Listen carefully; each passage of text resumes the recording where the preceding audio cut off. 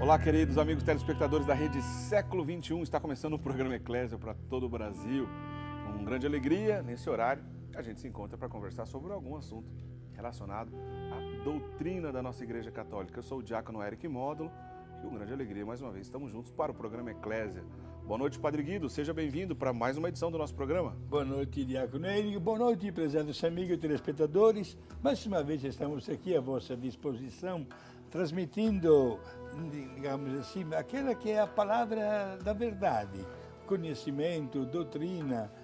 Estamos terminando um ciclo de grandes festividades litúrgicas e olha só, nesta semana nós comemoraremos uma grande solenidade, né, dos santos Pedro e Paulo.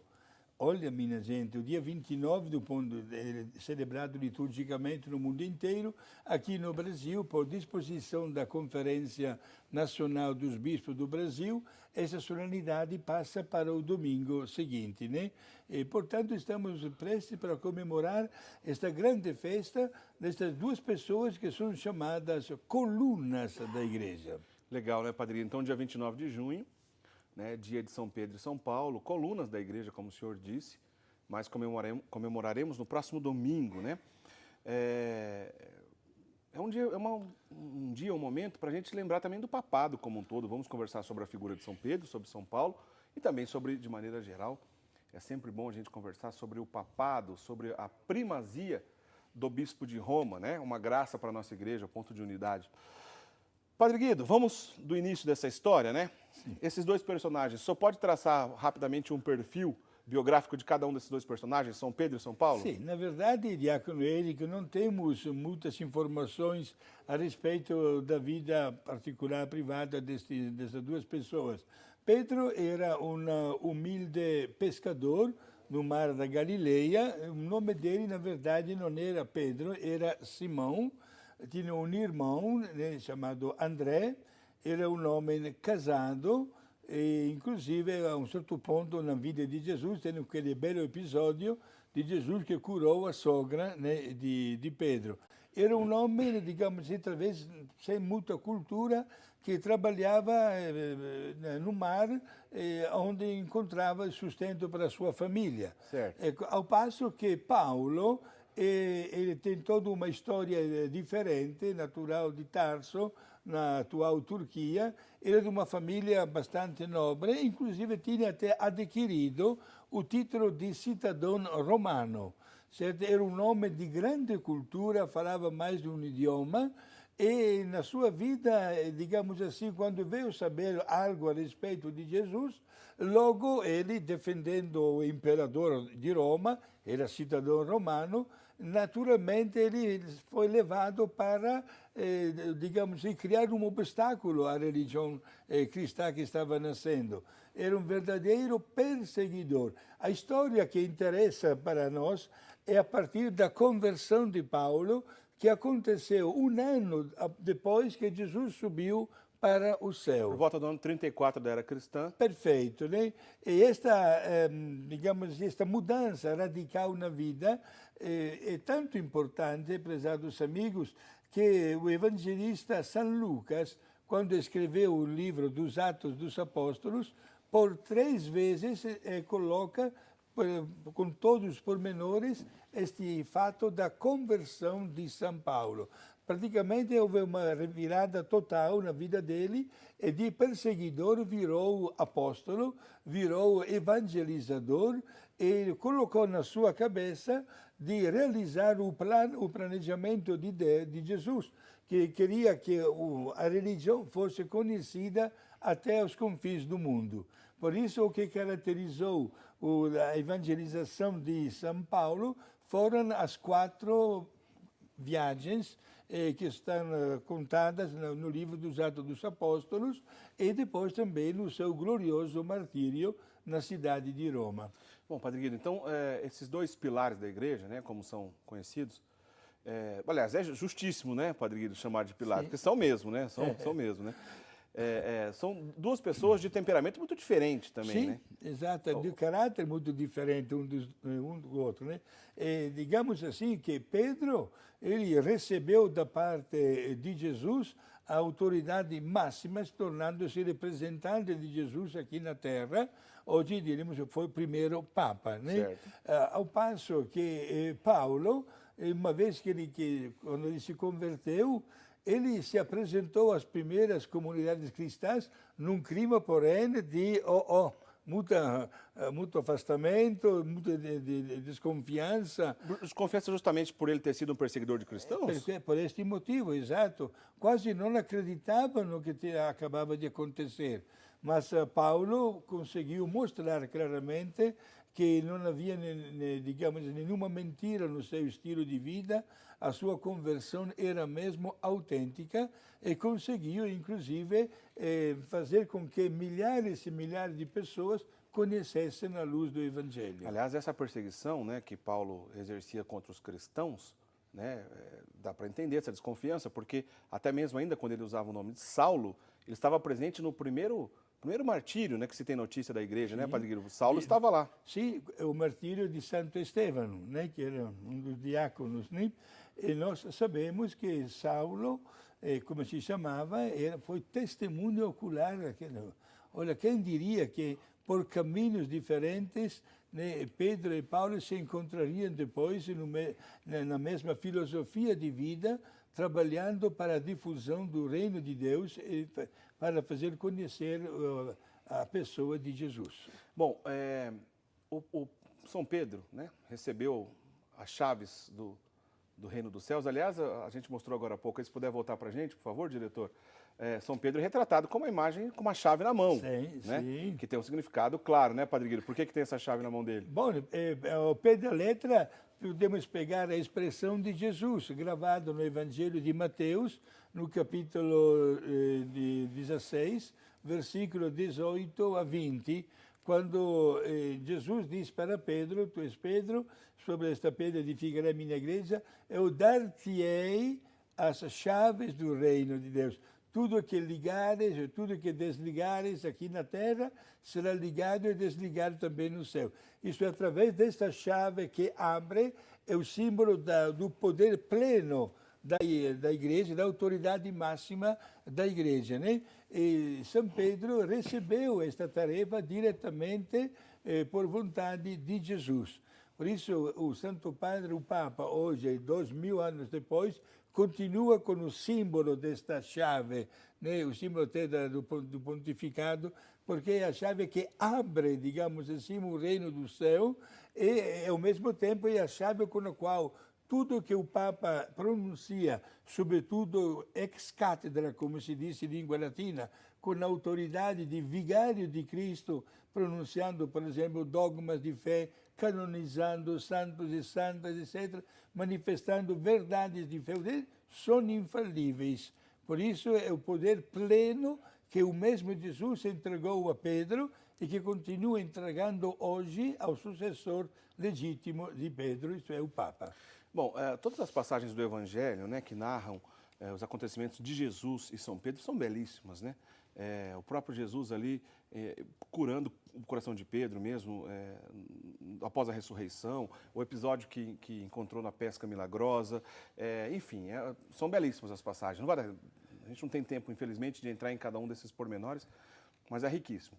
E Paulo, como todos sabemos, né, Paulo não estava entre os 12 seguidores, né, o Padre Guido acabou de nos relembrar, se converteu cerca de um ano após a morte e ressurreição de nosso Senhor Jesus Cristo, né? Mas mesmo assim tem o título de apóstolo, né, Padre Guido? Paulo foi o último que recebeu esse título de apóstolo? Não, também Barnabé também foi gratificado com este título, né? Não pertencia, justamente como o diácono acaba de dizer, ao grupo escolhido por Jesus. Porém, foi dado esse título de honra porque, na verdade, foi um grande apóstolo, né? E, olha, gente, ele não poupou energias e nem mediu esforços para honrar e prestigiar até o título. Inclusive, obrigado pela tua observação, diácono Eric. A um certo ponto, ele mesmo diz: olha, as comunidades me estão chamando de apóstolo, mas eu não mereço este título. Mas eu quero, porém, ser sincero, ele fala, dizendo que não usam nenhuma máscara de falsidade e menos ainda uma ideologia falsa, uma hipocrisia. quero ser sincero e quero dar a minha vida para aquele Deus que me chamou, que me ajudou a realizar a minha conversão e hoje sou uma outra pessoa. Paulo estava indo para Damasco, encontrou com o nosso Senhor Jesus Cristo. Já que Paulo perseguiu os cristãos, olha só o que Jesus falou para ele, por que me persegues? Sim. Jesus não falou para ele, por que persegue a igreja? Por que persegue os meus seguidores? Não, porque me persegues, é forte isso. Agora, tinha ou não tinha cavalo?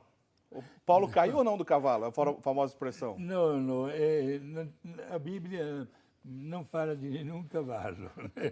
Agora, foi uma luz muito forte, intensa, ele inclusive perdeu a visão naquele momento, né? E ficou cego por alguns dias, até quando um tal de Ananias o instruiu sobre o catecismo da igreja e ele recebeu o santo batismo e recuperou a vista, né? Sim, nas tradições populares se representa São Paulo que cai do cavalo, porém ele não fala absolutamente, não tem este pormenor. Mas também não seria errado, pois numa viagem ele poderia estar fazendo a cavalo? Exato, porque os meios de condução daquela época eram exatamente o cavalo ou alguns outros animais, né? É que a expressão caiu do cavalo ficou popularmente conhecido como alguém que se perdeu, né? Alguém que mudou de rota, alguém que acabou sendo obrigado a mudar de rota, enfim. Mas bom, eu estava dizendo, as passagens de São Pedro e Jesus são belíssimas, né? Uma mais bonita que a outra que o Evangelho nos narra.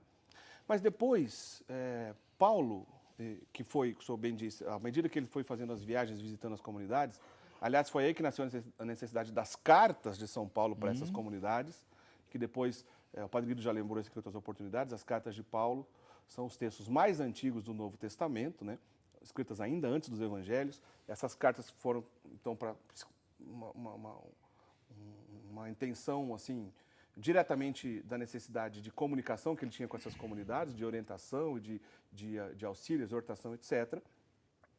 E é interessante saber que, por exemplo, para dar o exemplo sempre de Antioquia, Paulo e Barnabé, aliás, eu disse também que Barnabé também foi chamado de apóstolo, Sim. né? Paulo e Barnabé, companheiro, né? Barnabé era companheiro de Paulo, né? Os dois, Paulo e Barnabé, fundaram, por exemplo, a igreja de Antioquia, né? Mas Pedro foi bispo de Antioquia, de 45 a 53, antes ainda de ir para Roma. Já era papa. Jesus já tinha dado o papado, a primazia da igreja a ele, né? Para dizer o quê, Padre Guido? Que a missão desses dois grandes, né, personagens reais da história do início da igreja, elas estavam entrelaçadas. Porque primeiro aí, ó, uma comunidade que Paulo e Barnabé fundaram, o primeiro bispo daquela igreja foi o próprio Pedro, antes ainda de ir para Roma, né, Padre Guido? Perfeito. Inclusive, até hoje, na cidade de Antioquia, que fica na Turquia. Certo. Né? Está bem guardada esta igreja, digamos assim, que representa a primeira Santa Sé. Primeira cátedra da igreja. Primeira cátedra, exato, né?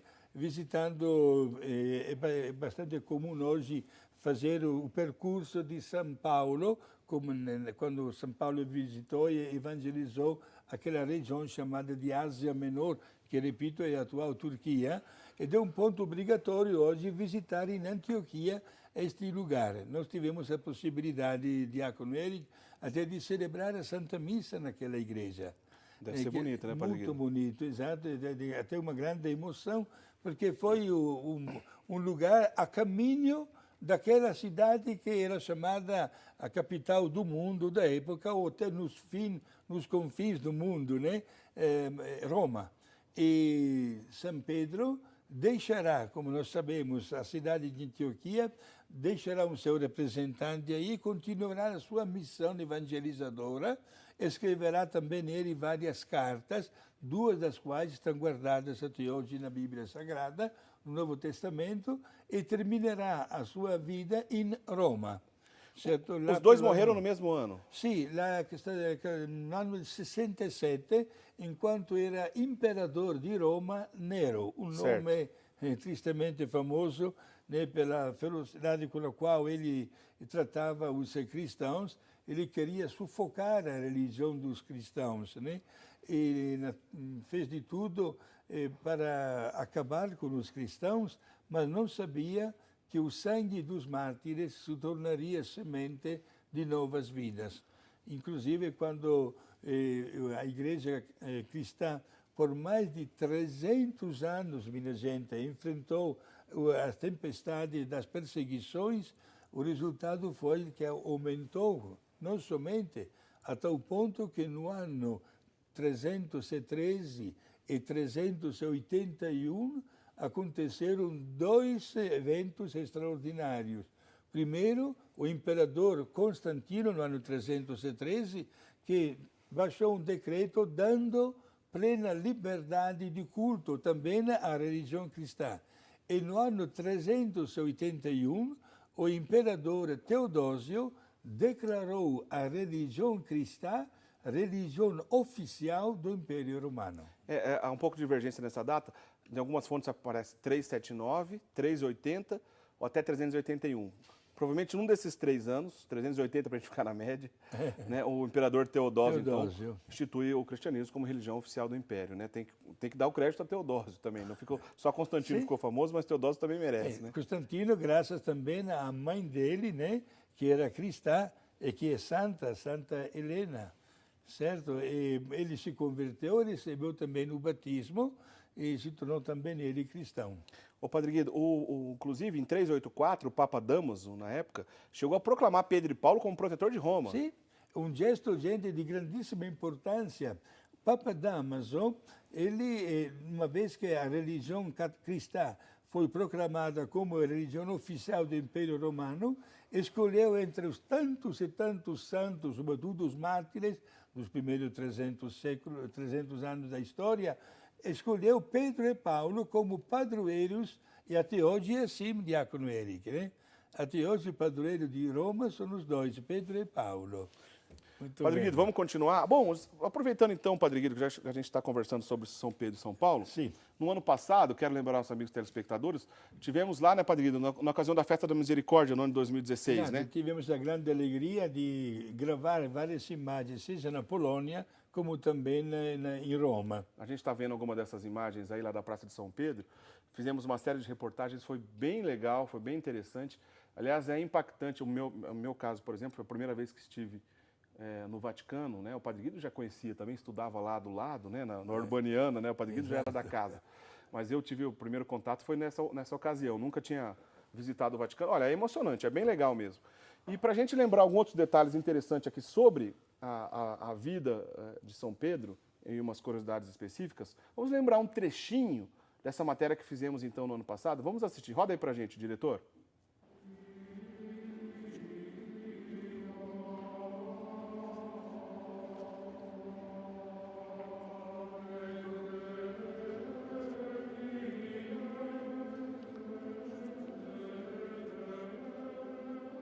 Padre Guido, a gente está dentro da Basílica de São Pedro. Eu tenho certeza que todo católico no mundo todo sonha em um dia estar justamente onde a gente está visitando nesse momento, né? Esta basílica é um símbolo da expressão da fé do povo cristão no decorrer dos séculos e permanece hoje como um marco fundamental desta fé que deve cada vez mais aumentar, porque hoje somos nós os continuadores da obra de Cristo, os apóstolos dos dias dos tempos modernos, e devemos mostrar toda a nossa fidelidade ao Santo Padre que aqui reside. Padre Guido, há um costume muito antigo de enterrar os papas, justamente, alguns estão dentro aqui da Basílica, mas muitos outros se encontram no subsolo da Basílica de São Pedro. Exato. Né? Aqui no subsolo estão mais de 160 corpos de Papa, dos 266. Muitos outros papas preferiram as catacumbas. E os restos mortais encontram-se sempre aqui nos arredores de Roma, sepultados nas catacumbas. Padre Guido, o senhor tem ideia, na época do Papa Júlio II, quando ele começou esse grandioso projeto na qual a gente pode ver que é todo o Vaticano, a Praça de São Pedro e tudo mais, quanto tempo será que demorou para construir essa basílica, Padre Guido? Se trata mais de 50 anos de trabalho sem nunca parar. Foi uma obra colossal, faraônica, digamos assim, mas o Papa Júlio II fez questão de construir esta obra para que fosse mesmo um marco da vida cristã. Tá aí, só um trechinho, né, para a gente lembrar dessa matéria que fizemos lá, então, no ano passado, na Basílica de São Pedro. Aliás, a matéria completa está no nosso portal, daqui a pouquinho eu reforço e divulgo onde está lá no nosso portal, na página do programa Eclésia, no portal da rs21.com.br. para você que quer relembrar, assistir inteira essa matéria, se você ainda não assistiu, é uma matéria bem interessante. Mas a gente pôs esse destaque aí, Padre Guido, para lembrar um detalhe. Bom, à medida que São Pedro morreu, né, ele foi enterrado nas chamadas Colinas do Vaticano, um destaque de um túmulo onde todos os outros estavam voltados para ele no centro. Sim. E ergueu-se ali uma basílica, ainda nos tempos de Constantino, que só foi depois demolida e construída uma nova agora já faz 500 anos, né? Com o Papa Júlio II, que é a atual Basílica de São Pedro, que está lá até hoje. Sim. Está confirmado, Padre Guido? Dá para ter certeza que abaixo do altar da Basílica de São Pedro, realmente é ali que estava o túmulo de São Pedro? Sim. E, inclusive, se visita até o subsolo da Basílica de São Pedro, onde estão enterrados mais de 160 papas. Agora, no cemitério onde foi sepultado Pedro, havia um muro, famoso muro vermelho, com escrito em língua grega, Eni Petros, isto é, aqui Pedro. E o túmulo foi descoberto, estava muito sempre bem guardado, e exatamente sobre este túmulo foi construída depois a Basílica de São Pedro. O altar principal, o altar-mor da Basílica de São Pedro, está exatamente em cima do túmulo de São Pedro. No papado de Pio XII teve um trabalho para comprovar isso, um trabalho com os arqueólogos da época? Exato, por um motivo muito prático, Diácono Eric.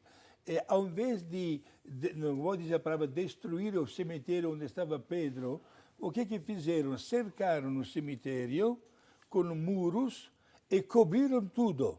E assim se transformou o cemitério numa plataforma sobre a qual foi construída a Basílica. Agora, no tempo do Papa Pio XII, ele, através dos estudos, sabia que estava em cima do túmulo de Pedro. O que mandou fazer? Através das técnicas, né, da edilícia daquela época, mandou fazer, digamos assim, aplicar como injeções de cimento no subsolo, e de maneira que depois foi tirada toda a terra e apareceu exatamente o cemitério completo. E aí encontraram aquela famosa urna pequena, escrito Petrus Eni. Exato, Eni Petrus. Eni Petrus, ao contrário. Que significa o quê, Padre Guido? Aqui, Pedro. Pedro está aqui. Né? Pedro está aqui. Que legal. E diz a tradição, então, que confirmou, né, aquilo que todos já sabiam, né? Naquela oportunidade, também que estivemos em Roma, a gente visitou também, além de outras coisas interessantes, a Basílica de São Paulo fora dos muros, ou São Paulo extramuros, né? Que é a segunda, está aí algumas imagens da Basílica de São Paulo fora dos muros, também belíssima. Na verdade, a Basílica de São Paulo é a segunda maior igreja do mundo, só perde justamente para a Basílica de São Pedro, né, que mostramos anteriormente, né? As duas são maravilhosas, né? Um patrimônio da humanidade, é uma coisa muito, muito bela de cair o queixo mesmo, né? Que faz, por mais igrejas lindas e grandes que a gente vê em muitas cidades, até mesmo capitais da Europa e tudo mais, nada se compara à Basílica de São Pedro e São Paulo fora dos muros, são belíssimos, né? Por sua vez, lá ela foi erguida diante de um túmulo, né, de outro personagem, não São Pedro, justamente São Paulo, né, que teria sido enterrado ali. Agora, por que chama fora dos muros, Padre Guido? Porque pela lei de Roma, quando uma pessoa era condenada à morte, não podia ser executada dentro da cidade, mas fora dos muros. A mesma coisa aconteceu também com Jesus, certo? Claro, depois a cidade aumentou e foi necessário construir outros muros, né? Até hoje a Basílica de São Paulo é chamada fora dos muros, lembrando um dos tantos muros que cercavam a cidade de Roma. A diferença do martírio de São Pedro, foi crucificado como Jesus, só que ele, quando viu os carrascos prontos para crucificá-lo, ele não se achou digno de morrer. É um documento que nós temos na literatura cristã do primeiro século. Pediu aos carrascos e foi atendido de ser crucificado de cabeça para baixo e pés para cima. Ao passo que São Paulo lhe cortaram a cabeça. Eu aproveito essa informação que o senhor nos lembra aqui, que diz a tradição, então, que São Pedro foi crucificado de cabeça para baixo. Sim. E é por isso que, em algumas ocasiões na história da igreja, algumas cadeiras dos papas traziam essa imagem do crucificado de cabeça para baixo. né? Por exemplo, no papado de João Paulo II, a gente via sempre uma cadeira com uma cruz de cabeça para baixo, porque essa cruz remetia, gente, a São Pedro, sendo o Papa sucessor de Pedro, né? E nos últimos tempos, uma coisa da era moderna, algumas seitas, tradições, né, esotéricas, até satânicas, usam a imagem da cruz de cabeça para baixo como se fosse um símbolo do satanismo, como se fosse uma zombaria da cruz, né? E há quem diga, especialmente entre setores mais radicais, entre seitas protestantes, de que existe um símbolo satânico na cadeira do Papa. Gente, esse símbolo está explicado. É porque São Pedro morreu de cabeça para baixo e essa cruz de cabeça para baixo remete a São Pedro, já que o Papa é sucessor de Pedro, esse sinal está na cadeira do Papa, esteve em algumas ocasiões na história da Igreja. Só isso, né? Isso acaba com qualquer lenda, com qualquer besteira que venha em relação a isso, né? Não tem jeito. Agora falamos aqui de São Paulo fora dos muros. Tem um trechinho, diretor, para a gente mostrar também da nossa matéria. Vamos lá, mostra para a gente, por favor.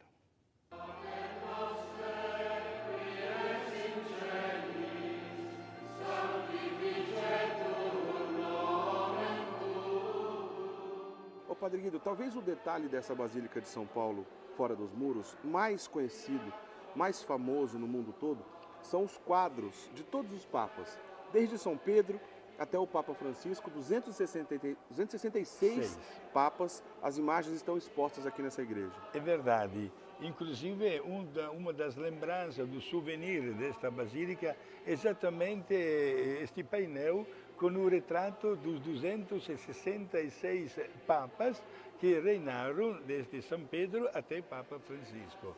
Uma verdadeira obra de arte e de uma engenharia extraordinária, né? Ter tido esta ideia tão brilhante de representar todos os pontífices a partir de Pedro até, repito, Papa Francisco. E um detalhe bacana é que justamente sobre o Papa Francisco, que é o Papa reinante atualmente, está iluminado, né? Está iluminado. E ao lado outros espaços para, quem sabe no futuro, mais papas do futuro possam ter também a sua foto estampada ali, né, Padre Guido? Exato.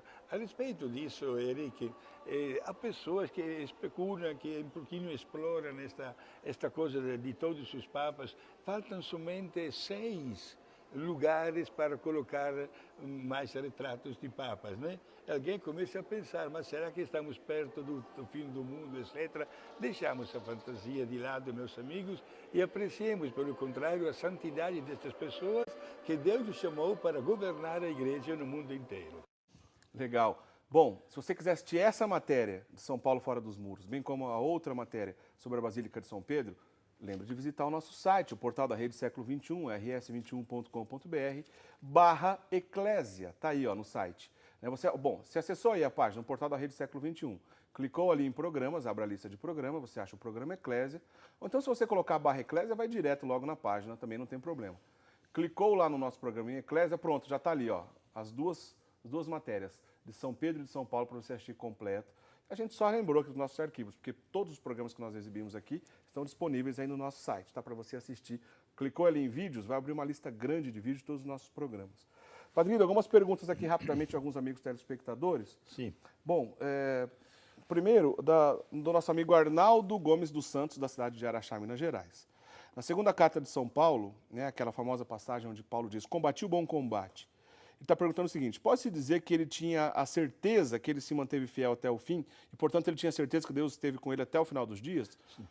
O Arnaldo está perguntando sobre Paulo. A segunda carta a Timóteo, né, ele manifesta, digamos assim, a sua, não digo satisfação pessoal, mas está plenamente convencido que conseguiu trabalhar bem para a causa de Cristo. Ele sente também a fraqueza física, devido também ao peso da idade e também para tantas aventuras para as quais acabava de passar, né? Mas estava com a consciência tranquila de ter cumprido bem a sua missão. Portanto, um gesto que nos estimula a dizer sempre o nosso sim, prezados amigos telespectadores. Qualquer que seja o nosso estado de vida, de leigo, de diácono, de sacerdote, de religiosas, saibamos ter a alegria diariamente de consagrar a nossa vida nas mãos de Deus como um gesto de amor. Como é importante semear uma palavra, fazer uma visita, digamos assim, comungar, viver intensamente a nossa vida cristã, multiplicar tantas obras de caridade. É isso que Deus quer que cada um de nós faça, com a garantia de conseguirmos um dia a pátria eterna. Temos ainda uma outra mensagem aqui da cidade de Cascavel, no Paraná. Metildes Signor manda para a gente o seguinte. Bom, onde Paulo foi decapitado, diz a lenda, Sim. que é onde a cabeça dele teria caído, Sim. brotou uma mina d'água. Tem essa história Sim, mesmo, Padre sim, Guido? é de verdade. Eu já vi tantas vezes, eu também. Aliás, é uma água que muitas pessoas levam para casa, né, como uma água benta. Eu também tomei daquela água. Bom, quer dizer, no lugar onde foi decapitado tem mesmo a fonte d'água, mas dá para comprovar ou é uma lenda para saber se quando caiu a cabeça dele É surgiu? uma lenda popular. Uma lenda popular. Tá. Inclusive, Diácono Eric, é bom saber que a Basílica, que foi construída de São Paulo, fora dos muros, fica a quase 2 quilômetros de distância de uma capela que lembra o lugar certo do martírio de Paulo. Quer dizer, ele foi assassinado a 2 quilômetros dali, Sim. foi enterrado naquele local onde foi erguida a igreja. Aliás, se você assistir a Exato. matéria completa lá no nosso site, você vai ver o túmulo de São Paulo, a corrente que ele foi aprisionado, que está lá como relíquia. Enfim, é muito interessante. Padre Guido, Sim. o senhor saberia dizer para a gente, assim, em linhas gerais, não é fácil essa tarefa, hein? Se o senhor pudesse escolher os 3 ou 5, ao seu critério, dos papas mais influentes ou importantes da história, de acordo com o seu tempo, o senhor conseguiria fazer aí uma lista? Mas não é fácil. Não é, né? Porque tivemos na história dos papas, digamos assim, exemplos de grande santidade, papas dinâmicos, papas contemplativos, digamos assim, papas que se manifestaram em maneiras diferentes, mas com toda a autoridade e com toda a seriedade profissional. Eu falaria, por exemplo, nos primeiros séculos, eu agradeço até hoje ao Papa Damaso, por exemplo. Nós citamos aqui agora há pouco. Sim, né? porque ele encarregou São Jerônimo de traduzir do hebraico e também do aramaico e grego para a língua latina todos os documentos bíblicos. A famosa Vulgata, A né? Vulgata, exato. E graças a este gesto, a Bíblia depois foi traduzida em tantos outros idiomas, né? Por isso, parabéns a este grande Papa Damaso. Falaria também dos papas que souberam enfrentar os ventos contrários, por exemplo, no ano 1500, quando nasceram as grandes religiões protestantes, luteranismo, calvinismo, anglicanismo, né? Paulo V, né? que é santo, que também é santo. E lembramos também, nos tempos mais modernos, falaria de um Papa... Desculpa, Padre Guido, o senhor diz de Pio V ou Paulo V? Paulo V. Paulo mesmo, Paulo V. V, Pio V também é santo, né? Sim, Pio V. sim, também. O bispo do Concílio de Trento. Exato, né? E lembramos também no século retrasado, né, pensamos no Papa Leão XIII, pensamos no Papa Pio X, também, Pio IX também, Pio IX, Beato. Que é beato, sim, Pio X é santo, inclusive, né? Nos tempos modernos, olha, não porque eu nasci quase na terra de Papa João XXIII, mas não canso de apreciar este homem que somente com 5 anos de pontificado é santo, né? Foi apelidado lá na Itália il Papa Buono, o Papa Bom. Né? O senhor sempre fala com muito carinho de São João XXIII mesmo. Sim, Aliás, sim. o senhor estava no enterro dele, não estava? Vi ele quando faleceu, participamos, estava em Roma, né? E depois... Como seminarista, Padre Guido? Seminarista, sim. De segundo grau, digamos assim, né? Certo. E depois tive a possibilidade de dialogar com Saverio Roncalli, o irmão do Papa. Que legal. Conversei Você chegou a com conhecer ele. pessoalmente? Sim, pessoalmente. Não sim. é fácil essa lista, não é fácil mesmo. São tantos papas assim. Sim. Eu sou apaixonado de Pio IX a Pio XII. Pio IX, Pio X, Pio XI e Pio XII são gigantes. Gosto muito de todos eles. Talvez o destaque ainda é para Pio XI. Né? Eu acho sensacional a obra de Pio XI, a inteligência de Pio XI. Mas Pio X santo, Pio IX beato, Pio XII hoje injustiçado. Já fizemos um programa sobre Pio XII aqui. Né? Vale a pena consultar lá no nosso site. Enfim. Olha, mas só para curiosidade, assim, ó, bom, vamos começar com São Pedro. Coloca lá. São Pedro, como ele foi papa de 33 a 67, né, ele ficou, portanto, 34 anos no poder. Até hoje é o papado mais longo, São Pedro. Né? O primeiro papa, o personagem principal que a gente está falando aqui ao lado de Paulo desde o início. Então, até hoje, o papado mais longo da história foi do primeiro papa, né, São Pedro. Depois, o segundo papado mais longo da história da igreja é do beato, justamente, Pio IX. Né? Pio IX ficou 31 anos como papa. O beato Pio IX governou a igreja por 31 anos. Está aí uma foto dele, usando o antigo Saturno, né, Padre Guido? Essa espécie de chapéu que o papa usava, o Saturno, né? Se não me engano, esse é o Saturno mesmo, Padre Guido? Eu acho que é. A foto não está tão clara, mas acredito que ele está usando ali um Saturno. O terceiro pontificado mais longo da história, esse todos vão se lembrar. João Paulo II. O nosso querido Papa polonês, João Paulo II, é o terceiro pontificado mais longo da história. São Pedro I, Pio IX II, João Paulo II, 26 anos e 5 meses governou a igreja. O grande saudoso São João Paulo II. E em quarto lugar dos papados mais longos da história, o Padre Guido citou agora há pouco, justamente de Leão XIII. Né? Leão XIII, está aí a imagem do Papa Leão XIII, 25 anos e 5 meses governou a igreja. Olha, 266 papas na igreja, o atual nosso querido Papa Francisco, uma graça de Deus para cada tempo da igreja, a gente só tem que agradecer a Deus por isso, né, Padre Guido? Exato. Agora, terminando nos últimos momentos que a gente tem aqui para conversar sobre São Paulo e São Pedro, eles tiveram divergência de ideias entre eles, Padre Guido? Houve até um concílio que acabou discutindo, vamos dizer assim, essas divergências? Sim. O diácono Eric, prezados amigos telespectadores, Jesus não deixou assinado nenhum documento e mandou todo mundo bem preparado, é claro, para anunciar o Evangelho. É natural, São Paulo nunca viu Jesus, né? E somente um ano depois Jesus subiu para o céu, houve a conversão de Paulo, e naturalmente a metodologia de Paulo não batia 100% com a metodologia de Pedro.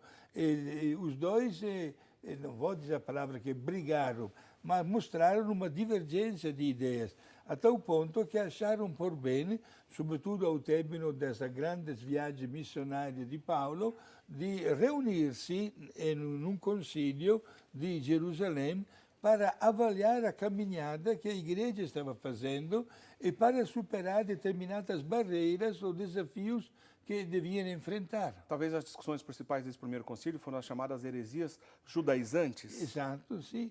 E sobretudo, que a igreja queria saber como comportar-se, por exemplo, diante das pessoas que eram pagãos, não tinham nenhuma religião e queriam receber o santo batismo. Havia alguém que defendia a necessidade, primeiro, da circuncisão e depois do batismo. Mas o concílio de Jerusalém acabou com a necessidade da circuncisão, certo? E apresentou oficialmente o passo digamos, do santo batismo para entrar a fazer parte da família de Cristo. Apesar das divergências, Paulo e toda a igreja já deixava bem claro e era submetido à autoridade da primazia de Pedro, né? Aliás, toda a patrística, né, a literatura dos primeiros séculos deixa isso bem claro. Amanhã, inclusive, um grande santo que a gente comemora, Santo Irineu de Lyon. Tem textos deles afirmando isso, né, Padre? Sim, é um grande santo, ele natural, foi educado lá na atual Turquia, na Ásia Menor, na cidade de Esmina, era aluno de Policarpo. Policarpo, né? Aliás, Policarpo foi diretamente discípulo de um apóstolo, não me lembro agora se foi o próprio João, mas São Policarpo foi discípulo de um apóstolo, sim, por sua vez Irineu, discípulo de Policarpo. Já estamos no segundo século, né, da história, né, do ano 120, 130, né? E depois ele foi eleito bispo de Lyon, na França. Irineu de Lyon é um exemplo de tantos escritores do primeiro século que deixa bem claro da primazia de Pedro e seus apóstolos, né?